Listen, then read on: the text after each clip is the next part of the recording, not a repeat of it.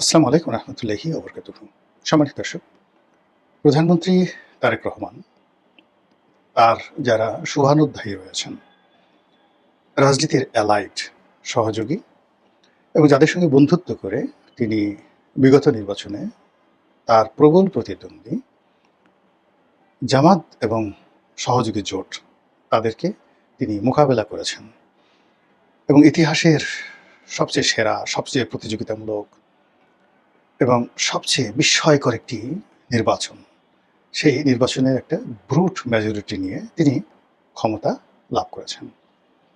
তো ক্ষমতা লাভ করার পর নানা রকম সমস্যা দেখা দিচ্ছে। প্রথম সমস্যাটা হলো ১৭ বছর বা ১৫ বছর ধরে যারা রাষ্ট্র পরিচালনা করেছেন, সেই শেখ হাসিনা। প্রতিদিন একটা না একটা যন্ত্রণা।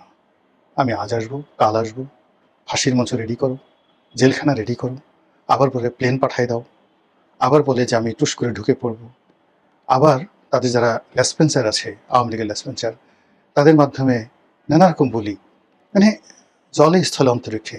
সেই লেসপেন্সার একবার বলে তাদের নেত্রী সেই বেনাপোল হয়ে আসবে, এবং বেনাপোল হয়ে যখন আসবে তখন স্বয়ং নরেন্দ্র মোদী, অমিত শাহ, তারপর মমতা ব্যানার্জি এবং বর্তমান পশ্চিমবঙ্গের মুখ্যমন্ত্রী সবাই তাকে সেই সীমান্তে নিয়ে আসবেন।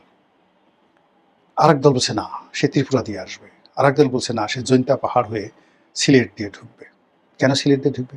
সিলেটে তারেক রহমান সাহেবের শ্বশুরবাড়ি, সেখানে লোকজন সবাই তারেক রহমান সাহেবকে দুলাভাই বলে। এটা শেখ হাসিনার ভীষণ রকম মাইন্ডে লেগেছে। কাজেই সে সিলেট দিয়ে ঢুকে দেখাবে যে দুলাভাইয়ের জনসমর্থন বেশি নাকি আপার জনসমর্থন বেশি।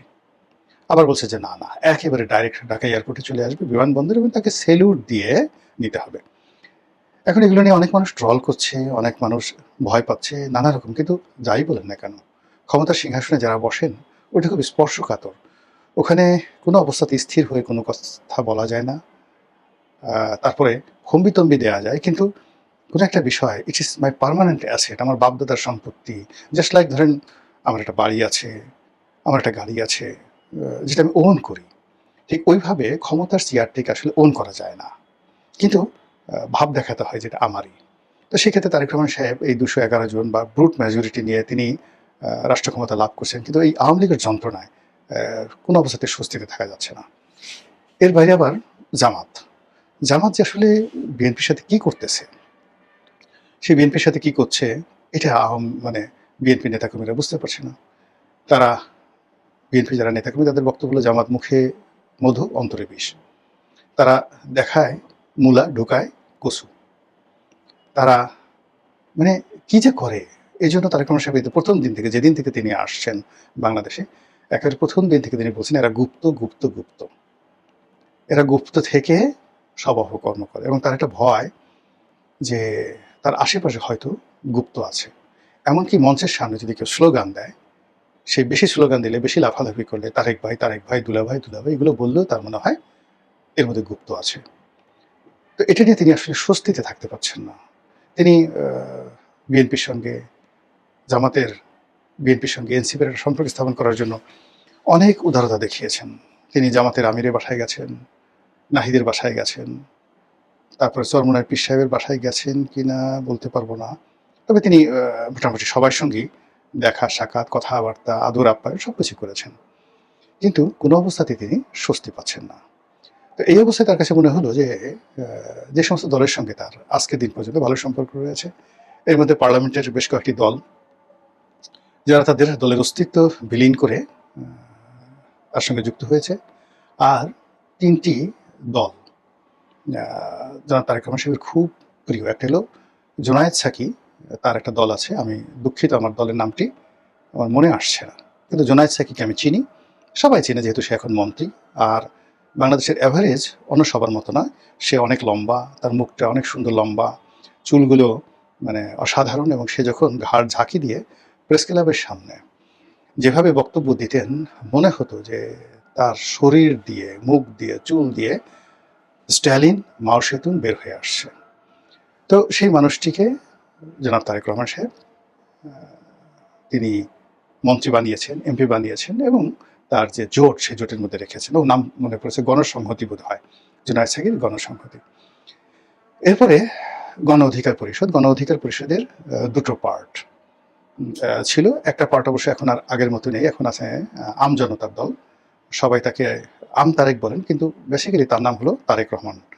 তো তারেক রহমান এখন কে যে তারেক রহমান টু আর কে যে এক এটা বলা যাবে না, বাট প্রধানমন্ত্রী হিসেবে তারেক রহমান সাহেব যেভাবে আলোচিত, আবার আম জনতা দলের জনাব তারেক রহমান তিনিও যথেষ্ট আলোচিত। এর বাইরে আরেকজন আছেন, তিনি হলেন বাংলাদেশ জাতীয় পার্টি বিজেপি।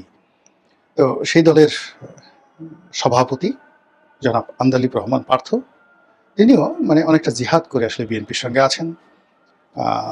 আপনারা জানেন যে পার্থ যাকে বলা হয় সে আওয়ামী পরিবারের জামাই, আত্মীয়। তারপর তার বাবা এরশাদ সরকারের গুরুত্বপূর্ণ মন্ত্রী ছিলেন, মেয়র ছিলেন। তারপরে তার বাবা বিএনপির সঙ্গে এসে জোট করেছেন, এবং বিএনপি তার বাবার সঙ্গে আসলে রহম করেনি, মন্ত্রীও বানাননি। এবং যেভাবে তাদের সঙ্গে কথা হয়েছিল, তিনি তো আসলে এরশাদকে ছেড়ে, জাতীয় পার্টি ছেড়ে আলাদা যে জাতীয় পার্টি করেছিলেন, যা কিনা এরশাদের রাজনীতিকে তছনছ করে দিয়েছিল, এরশাদকে বিপদে ফেলেছিল। তো সেই অর্থে ওই সময় বিএনপির অনেক লাভ হয়েছিল। নাজির রহমান মঞ্জু, পার্থর বাবা, যখন বিএনপি জোটে এসেছিলেন তার অনেক লাভ হয়েছিল। কিন্তু সেই তুলনায় জোটের অন্যান্য শরিকদেরকে যেভাবে বেগম খালেদা জিয়া সম্মানিত করেছেন, সে অনুযায়ী বেচারা মঞ্জু সাহেবকে করেননি। এই জন্য তার মনে অনেক দুঃখ ছিল, কষ্ট ছিল। তো সেই কষ্ট বুকে চেপে জনাব আন্দালিব রহমান পার্থ, তিনি বিএনপির সঙ্গে ছিলেন এবং এখনও আছেন, এবং তিনি তারেক রহমান সাহেবের অ্যাজ এ ভ্যানগার্ড হিসেবে ধরে নেওয়া হয় যে পার্লামেন্টের ভিতরে এবং বাইরে যদি এক নম্বরে কেউ তারেক রহমান সাহেবকে রিপ্রেজেন্ট করেন, তিনি সালাউদ্দিন সাহেব। এরপরে ২ নম্বরে জনাব আন্দালিব রহমান পার্থ। তো সেই আন্দালিব রহমান পার্থ তিনিও এই অনুষ্ঠানে উপস্থিত ছিলেন। এরপরে রাশেদ এখন বিএনপি নেতা, প্রধানমন্ত্রীর বিশেষ সহকারী সচিবের পদমর্যাদা, কিন্তু তিনি মূলত গণ অধিকারের নেতা তিনি ছিলেন। আর অনেক ছোটোখাটো দলের মধ্যে সেটা হল মাহমুদুর রহমান মান্নার যে দল, এই দলের নামটা আমার এখন মনে আসছে না, কিন্তু মান্না ভাই এত ফেমাস, তার যে নাগরিক অধিকার, মানে তার নাগরিক অধিকার এই শব্দটির সাথে মাহমুদুর রহমান মান্না তিনি আসলে একটা ইনস্টিটিউশন। তো মান্না ভাইয়ের মনে অনেক দুঃখ। মান্না ভাই অনেক কিছু করেছেন তারেক রহমান সাহেবের জন্য, বিএনপির জন্য, বিএনপির দুঃসময়ে, যেটি বলার মতো না। এবং এটা শুরু হয়েছিল যেখানে আমারও একটা ক্রেডিট ছিল, আমি ঘটনাটা বলেই ফেলি। সেটি হলো যখন বেগম খালেদা জিয়া ছিলেন, যাকে বলা হয় তিনি একেবারে অবরুদ্ধ অবস্থায় ছিলেন এবং তার সঙ্গে কেউ দেখা করছিলেন না। তখন আমি আওয়ামী লীগ করি, কিন্তু বিএনপি সবার সঙ্গে আমার সাথে সম্পর্ক ভালো। তো সেই সময়টাতে বেগম জিয়ার পক্ষ থেকে আমাকে বলা হলো, মানে আমাকে উনি বললেন, রিকোয়েস্ট করলেন যে এই যে কোকো মারা গেলেন, তো কোকো মারা যাওয়ার পরে এখন সেখানে যদি জাতীয় যারা নেতৃবৃন্দ রয়েছেন তারা যদি ২-৪ জন এসে দেখা সাক্ষাৎ তার সাথে করেন, তাহলে তার সম্মানটা বাড়ে। তো উনি বেগম জিয়া নিজে বললেন। আমি বললাম ঠিক আছে ম্যাডাম, আমি চেষ্টা করি। ওনার একটা ধারণা ছিল যে আই এম ওয়েল কানেক্টেড, আমি কাউকে কোনো কথা বললে সে কথাটা হয়তো শুনবে কেউ। তারপর আবার তখন শিমুল বিশ্বাস সাহেবের খুব ক্ষমতা।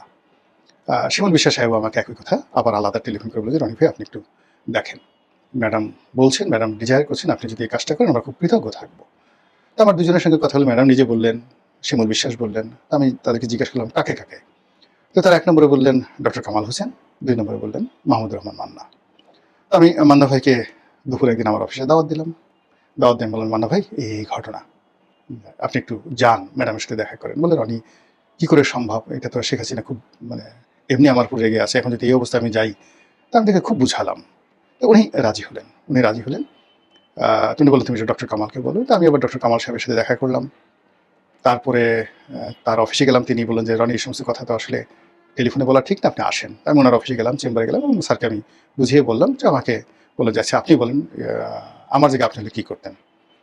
তা আমি বললাম যে আমি তো আর আপনার জায়গায় না, ফলে আমার জায়গা থেকে আপনাকে আমি মূল্যায়ন করতে পারবো না। আমি আপনার কাছে আসছি, আমার মনে হয় যে আপনি বড় মানুষ, আপনার যাওয়া উচিত। তো এই দুজন মানুষই, অর্থাৎ মাহমুদুর রহমান মান্না এবং ডক্টর কামাল হোসেন বেগম জিয়ার সঙ্গে দেখা করেছেন। এই ছোটো কাজটি, অতি ছোটো, কোকো মারা যাওয়ার পর আমি কাজটি করতে পেরেছিলাম। তো ওই দিন থেকে মনে হলো যে বিএনপির সঙ্গে মাহমুদুর রহমান মান্নার একটা সম্পর্ক তৈরি হয়ে গেল। এর আগ পর্যন্ত বিএনপির সঙ্গে তার কোনো সম্পর্ক ছিল না।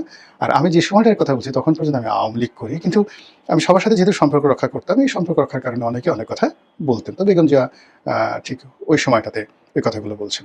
যাক, এনিওয়ে, তো সেই মান্না ভাই বিভিন্ন সময়টাতে বিএনপির দুঃসময় বিএনপির সঙ্গে ছিলেন, পাশে ছিলেন। তারেক রহমান সাহেবের সঙ্গে তার খুব ভালো সম্পর্ক ছিল। কিন্তু গত নির্বাচনে, ২৪-এর নির্বাচনে এই লোকটিকে যেভাবে বেইজ্জতি করা হয়েছে, যেটি আসলে আল্লাহর মানে আল্লাহ বেজার হয়ে গেছেন। এই লোকটির সাথে আসলে বেইমানি করা হয়েছে। এবং তার জায়গায় এই যে যেভাবে শাহ আলমকে নমিনেশন দেওয়া হয়েছে এখন, যাকে বলা হয় শাহ আলম, মানে এখন যে সরকারের সবচেয়ে পাওয়ারফুল মন্ত্রী, তো তারেক রহমান সাহেবের যে সে প্রায় ৬-৭ বছরের ছোট, সে বলছে তো সেই ক্ষেত্রে শাহ আলম আমার চেয়ে ৬-৭ বছরের ছোট হবে। দেখে মনে হয় যেন আমার বড় ভাই, কিন্তু বেসিক্যালি এখন যে এলজিআরডি মিনিস্টার শাহ আলম, তো শাহ আলমকে মনোনয়ন দেওয়া হলো, মন্ত্রী বানানো হলো। এবং এটা ওই সিটটা মূলত তারেক রহমান সাহেব প্রথম থেকেই মাহমুদুর রহমান মান্না সাহেবকে দিবেন বলে কমিটমেন্ট ছিলেন। তো সেই মান্না ভাই এত অপমান, এত লাঞ্ছনা, এত গঞ্জনা করার পরেও প্রধানমন্ত্রী ডেকেছেন, যেহেতু তিনি ভদ্রলোক মানুষ, মান্না ভাই কিন্তু আসলে খুব ভদ্রলোক মানুষ, তিনি সেখানে গেছেন।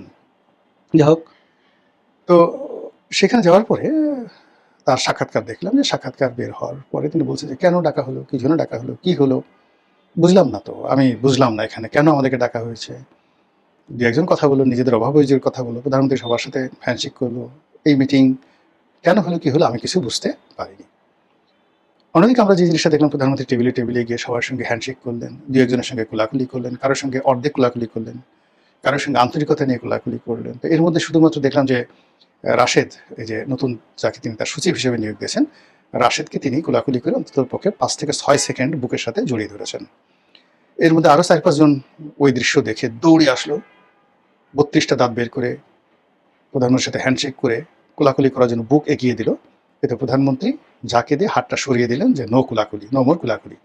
এবং এর মধ্যে অনেক যাকে বলা হয় স্টার প্রকৃতির লোকজনও আছে, যারা এই কোলাকুলি তারা করতে পারলো না, অথচ তাদের ইচ্ছা ছিল যে প্রধানমন্ত্রী তাদের সঙ্গে একটু কোলাকুলি করবেন।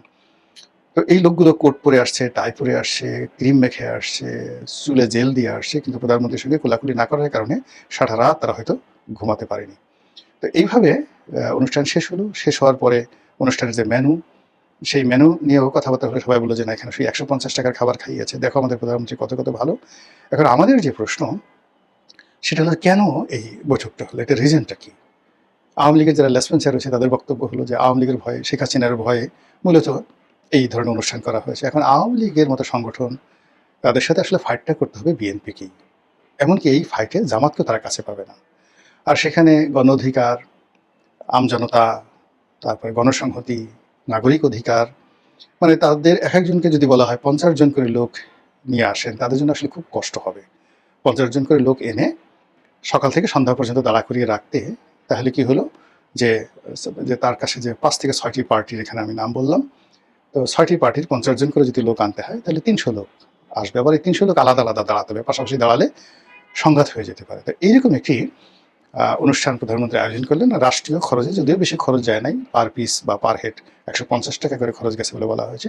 কিন্তু হোয়াট এভার মেবি, প্রধানমন্ত্রীর এরকম একটা অনুষ্ঠান যমুনার মতো একটা জায়গাতে আয়োজন করতে, ডেকোরেশন করতে প্রধানমন্ত্রী যে সময় দিয়েছেন, সেই সময়ের মূল্য ধরলে এটা তো হাজার কোটি টাকা। এই অনুষ্ঠানের যে ব্যয়, এসএসএফ ছিল, সিকিউরিটি ছিল, সব মিলে বিশাল একটা ব্যয়। এগুলোর রাজনৈতিক বেনিফিটটা কি হলো, আর কেন করা হলো? আর এইটা করার ফলে আসলে কি গুপ্ত শক্তি, জামাত বা বিএনপি এই ধরনের বৈঠক করার পর গুপ্ত শক্তি বলতে জামাত এবং বিএনপির অপোনেন্ট আওয়ামী লীগ, তারা কি খুব ভয় পেয়ে যাবে, থরথরে করে কাঁপবে, নাকি ওই যে যাত্রাখানে যেভাবে হাসি দেয়, জোরে জোরে মুখ হা হা করে হাসি দেয় যে পারলে কিছু কর, সেভাবে তারা হাসি দিবে?